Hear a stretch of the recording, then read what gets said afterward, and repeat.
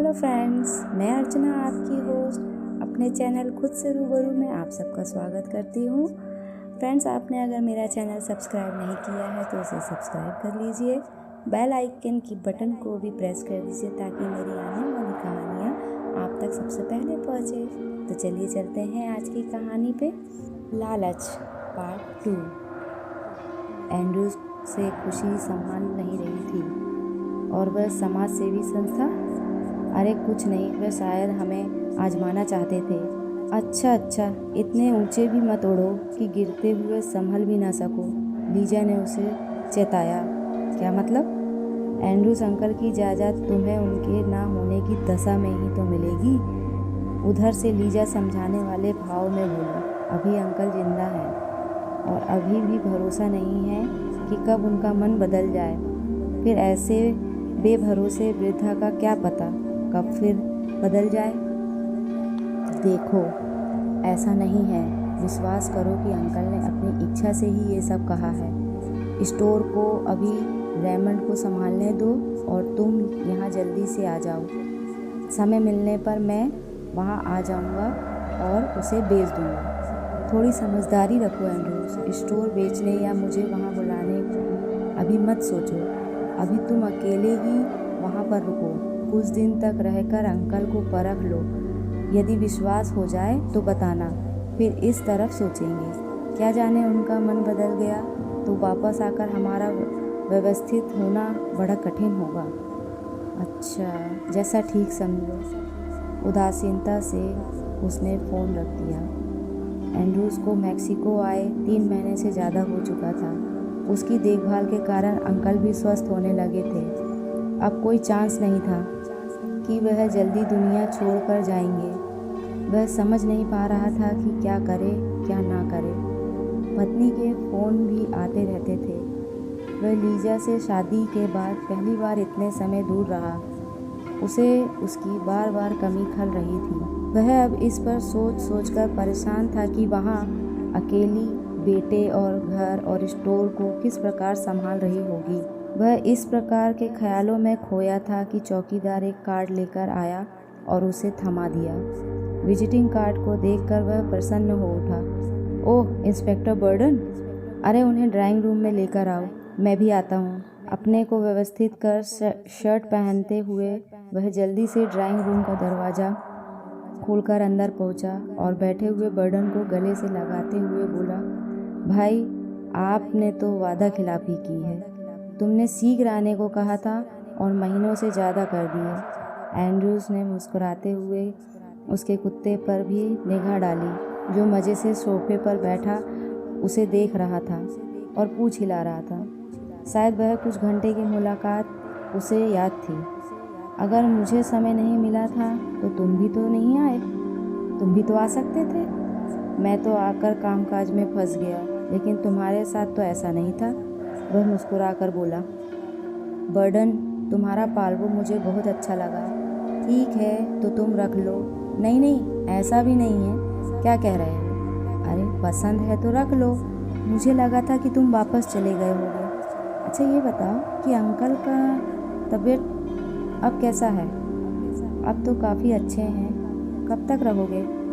ऐसा है कि मैं बचपन से उन्हीं के पास रहा हूँ। हम दोनों का अपना कहने को और कोई भी नहीं है। उनके ज़्यादा बीमार होने का पता लगने पर मैं आया तो मुझे पता चला कि उन्होंने अपने भतीजे को सारी जायदाद सौंपने की तैयारी कर ली है। यह कार्य वह मरने से पहले स्वयं कर जाना चाहते हैं। एंड्रूस के स्वर में शोखी झलक रही थी। भाई, फिर तो तुम्हारे मज़े हैं, मस्त अंदाज में बर्डन बोला। अरे भाई, उनका विचार कब बदल जाए कुछ पता नहीं है। कुछ गंभीर होते हुए एंड्रूस ने जवाब दिया। तो क्या यहाँ पर रहकर तुम उनकी मौत का इंतज़ार कर रहे हो? बर्डन ने विशेष अंदाज से पूछा। ऐसा नहीं है। वहाँ पत्नी और बच्चा अकेले हैं। मैं 1-2 दिन में वापस जाने वाला हूँ। काफ़ी देर की गपशप के बाद बर्डन उठ खड़ा हुआ। उसने एंड्रूस से जाने की इजाज़त मांगी। ऐसे भी क्या जल्दी है दोस्त, अभी कुछ समय तो और बैठो। एंड्रूस ने उसे रोकने का प्रयास किया। Oh no friend, office time हो रहा है, बर्डन बोला। फिर कहने लगा, पालवो को छोड़े जा रहा हूँ। वापसी मेरे पास छोड़ते जाना। अपने कुत्ते को छोड़ इंस्पेक्टर गॉर्डन चला गया और यह कुत्ता सचमुच एंड्रूज के मन बहलाने का अच्छा साधन बन गया। जल्दी ही दोनों एक दूसरे के साथ हिल मिल गए। पाल्वो हर समय हर स्थान पर एंड्रूज के साथ ही रहता था। लॉन में टहलना, स्विमिंग पूल में नहाना अथवा शाम के समय अंकल की गाड़ी में शहर की लॉन्ग ड्राइव पर जाना हो, हर समय वह एंड्रूज के साथ ही होता था। बाहर जाने के नाम पर तो वह तुरंत कार में घुस जाता था। एंड्रू पाल्वो के साथ 3 दिन तक मन बहलाता रहा, लेकिन फिर उसका मन भर गया क्योंकि अंकल का स्वास्थ्य लगभग पूरी तरह ठीक हो चुका था और उसकी करोड़ों की संपत्ति उसे अपने हाथों से खिसकती लग रही थी। कारण था आजकल अंकल का उसके प्रति कुछ उपेक्षात्मक रुख। वह उससे कुछ ठीक से व्यवहार नहीं कर रहे थे। अब उसके दिलो दिमाग पर अंकल की करोड़ों की संपत्ति पूरी तरह छा गई थी। वह उसे किसी भी साधन पर पाने के लिए इच्छुक था। उसने विचार किया कि यदि डॉक्टर के साथ मिल जाए तो काम बन सकता है। वे कोई जहरीला इंजेक्शन लगा देंगे तो अंकल लंबे हो जाएंगे। लेकिन नौकर व चौकीदार सबको पता है कि उनका स्वास्थ्य निरंतर सुधर रहा है। अगर ऐसे में उन्हें कुछ हुआ तो संदेह का कारण बन जाएगा और वह फंसे बिना न रहेगा। यह निश्चित था कि अंकल के मरने पर उनका सब परीक्षण अवश्य होगा और जहर की सच्चाई सामने आ ही जाएगी, जिसके बाद मौत की सज़ा निश्चित है। उसने स्लो पॉइजन का विचार बनाया। इसमें भी रसोइये की मदद लेनी पड़ती, इसलिए यह प्लान भी खतरनाक था क्योंकि रसोइया उनका भेद कभी भी खोल सकता था। वह किसी ऐसी योजना के लिए दिमाग दौड़ा रहा था जिससे उसका आसानी से सब काम हो जाए। खूब दिमाग लड़ाने पर देखा, लेकिन कोई भी सरल योजना काम नहीं आ रही थी। नाश्ता करने के पश्चात वह लॉन में इजी चेयर पर बैठा इसी संबंध में विचार मग्न था कि चौकीदार ने उसे समाचार पत्र लाकर थमा दिया।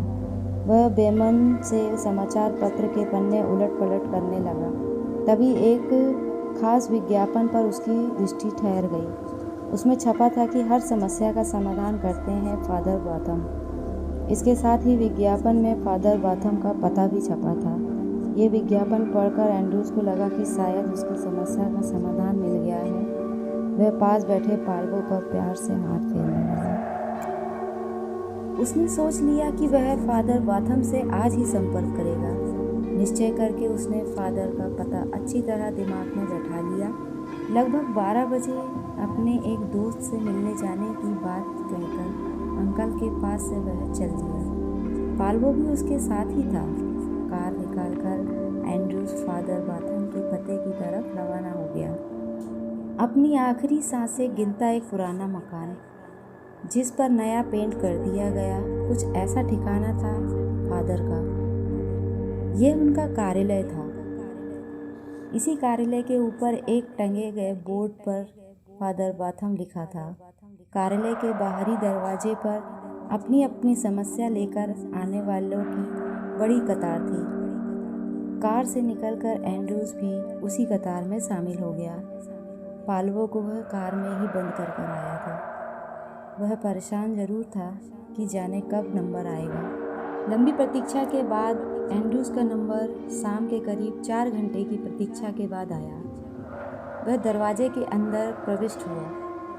अंदर एक रहस्यमय सा कमरा था जिसमें धूप लोबान महक रहा था। धुएं ने कमरे को अजीब सा बना रखा था। एंड्रूज ने पूरे कमरे को गौर से देखा।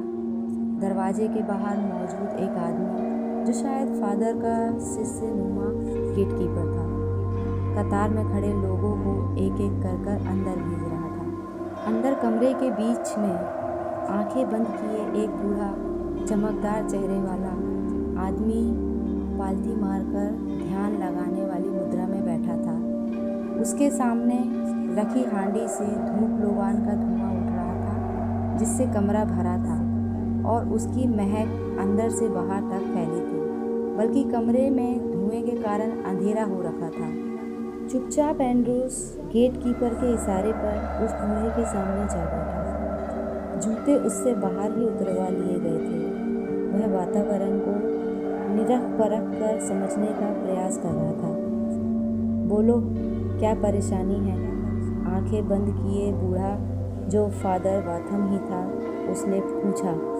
फादर, पहले तो ये बताएं कि क्या मैंने ठीक सुना है कि आपके यहाँ राज पर्दे में ही रहता है? आगे को झुककर एंड्रूज ने धीरे से अपनी तसल्ली करनी चाहिए। पर्देदारी रहेगी, बेफिक्र होकर बोलो।